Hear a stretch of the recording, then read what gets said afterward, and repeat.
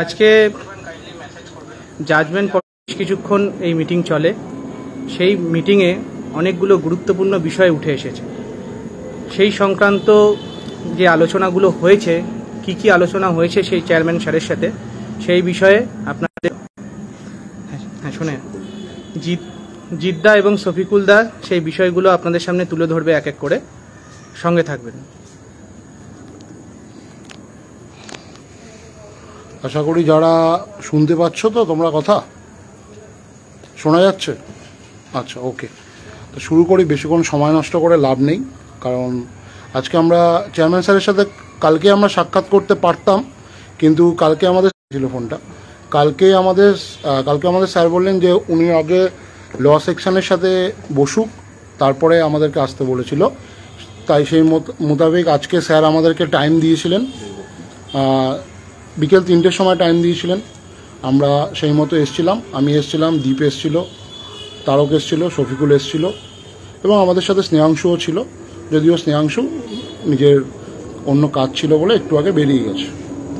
যাই হোক গিয়ে, কালকে আমাদের বহু প্রতীক্ষিত ভার্ডিক্ট আসার পরেই অনেকের অনেক রকমের প্রশ্ন ছিল, আমাদের মধ্যেও প্রশ্ন ছিল।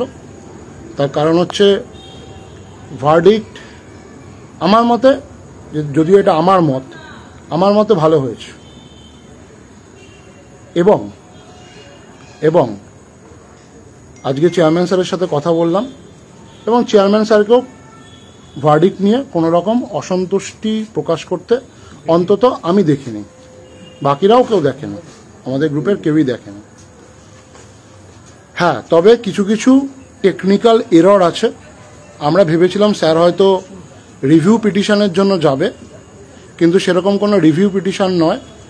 আগামীকাল মেনশন করাতে পারে বা নেক্সট মানডে মেনশন করিয়ে ভার্বালি কিছু জিনিসপত্র ঠিকঠাক করে দিতে বলবেন, বা সেরকম কিছু ইনস্ট্রাকশন চাইলেও চাইতে পারেন। তার কারণ হচ্ছে, যেমন ধরুন, আমি আপনাকে দু একটা উদাহরণ দিচ্ছি। যেমন ধরুন, আমাদের যিনি এসএসসির যিনি অ্যাডভোকেট ছিলেন, সিনিয়র অ্যাডভোকেট এস.এন. মুখার্জি স্যারের নাম কিন্তু আমাদের যে ভার্ডিক্টে এসছে ওখানে নেই। হয়তো কোনো কারণে, কোনো টেকনিক্যালভাবে বা কোনো টেকনিক্যাল এররের জন্য মিস্টেক হয়ে গেছে, সেটার জন্য বলবেন। তারপরে আর কিছু কিছু টেকনিক্যাল ম্যাটার রয়েছে, সেগুলো নিয়ে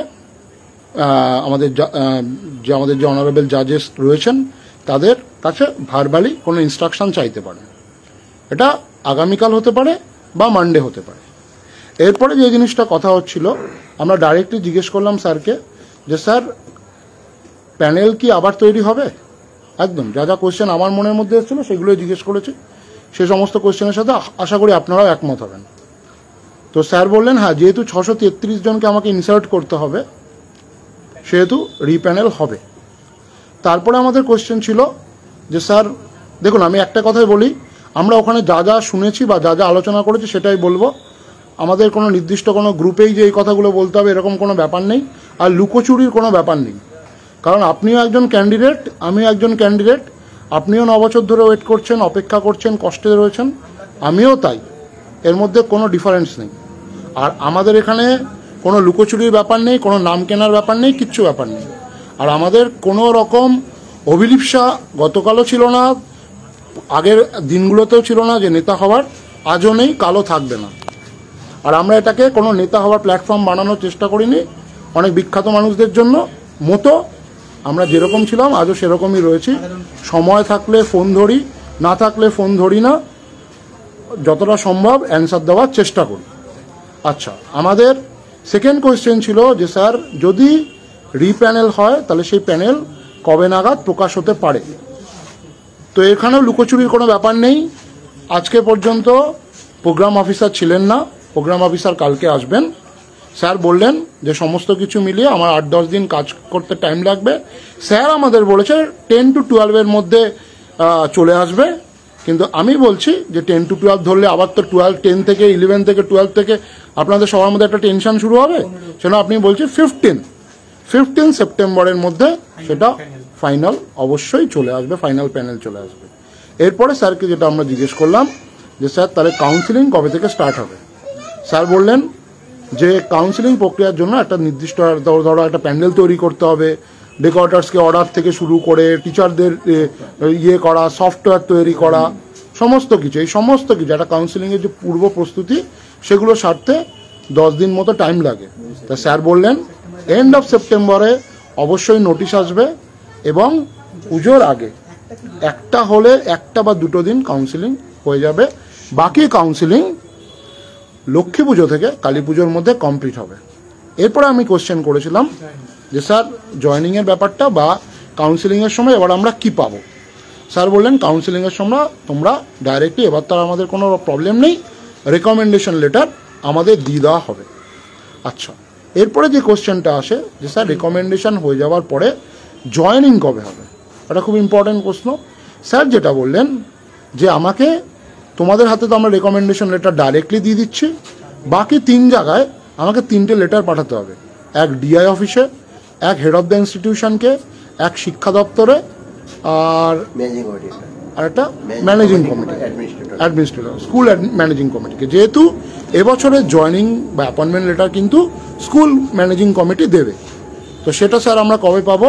বললো যার যার রেকমেন্ডেশন লেটার যেদিনকে পাবে তার উইদিন তার 4 দিন পর থেকে লেটার ছাড়া হবে এবং উইদিন 10 to 12 ডেজ তোমরা স্কুলে আশা করব জয়েন করতে পারবে।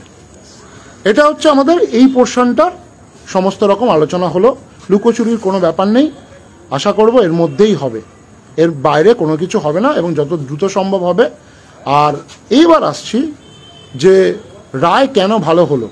ঠিক আছে, রায় আমার মতে ভালো হয়েছে, তার কারণ দেখুন 559 বা 74 আপনারা যাকেই যাই বলুন, তারা আজকে কিন্তু তাদেরকে আমরা কোনো রকম বাজে কথা বলতে পারি না।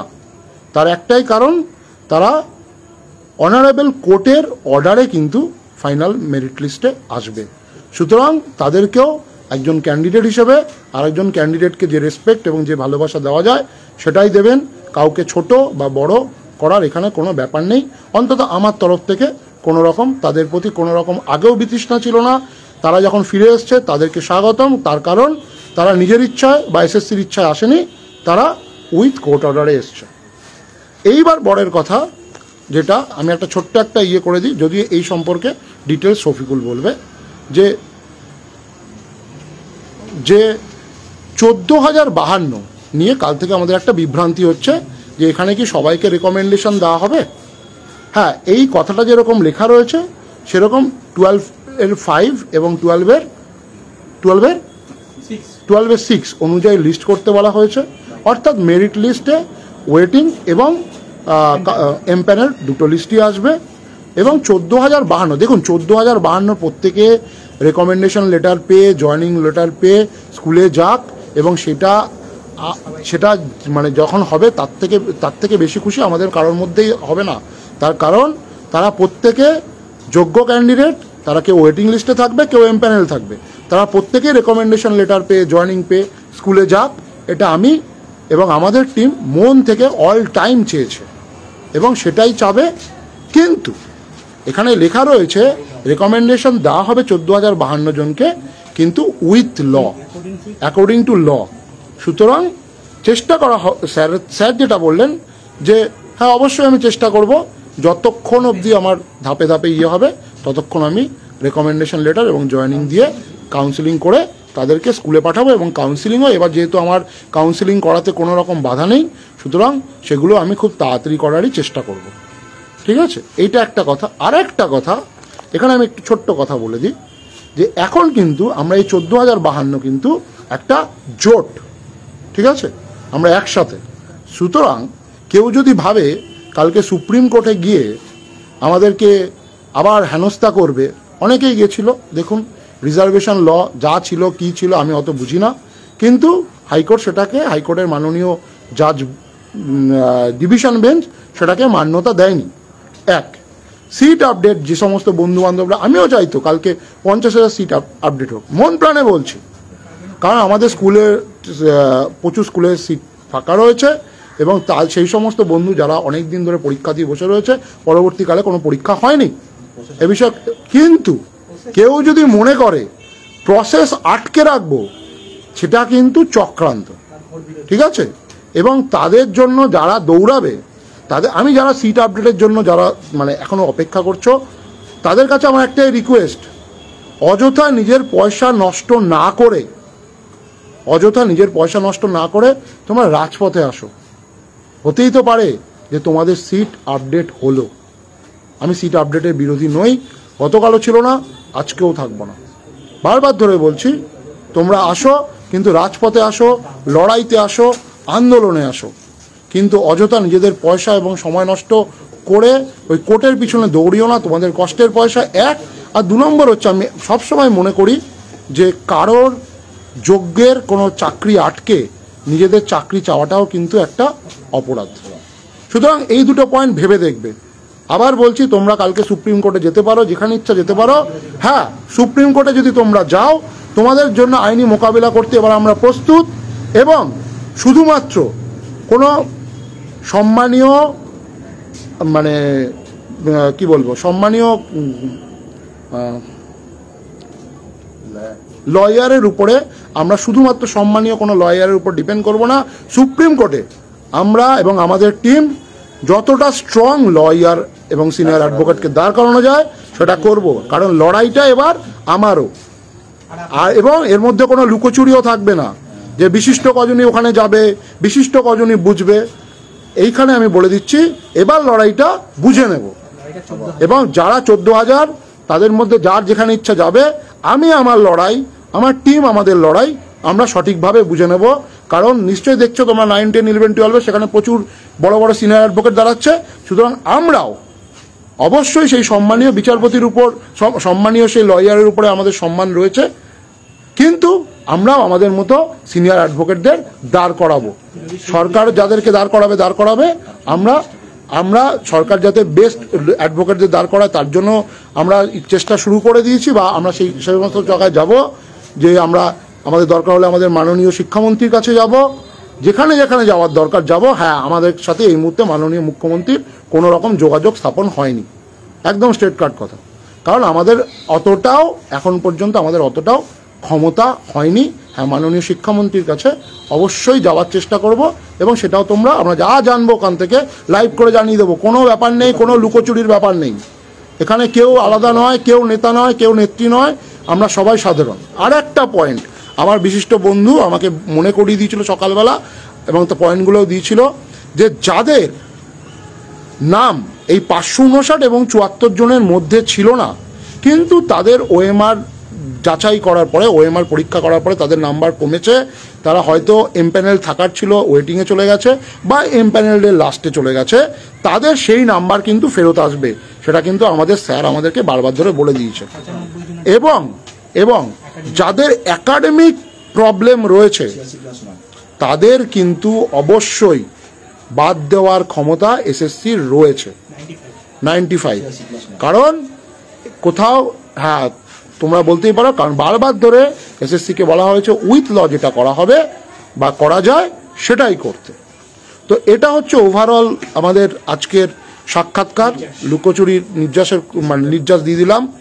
তোমাদের কোনো প্রশ্ন থাকলে করবে, হয়তো কোনো সময় ফোন ধরতে পারবো না, কিন্তু অবশ্যই হোয়াটসঅ্যাপে যদি থাকে তাহলে অবশ্যই বলবো। আবার বলছি, সিট আপডেটের জন্য যে সমস্ত বন্ধুরা অপেক্ষা করছো তাদের প্রতি আমার সহমত রয়েছে, তারা সিট আপডেটের জন্য লড়াই করুক, রাজপথে লড়াইটা করো, নিজেদের পয়সা অযথা কাউকে দিয়ে নষ্ট করো না। রিজার্ভেশন পলিসি কি হয়েছে না হয়েছে সেটা কোর্ট বুঝেছে, আমার এখানে দেখার দরকার নেই।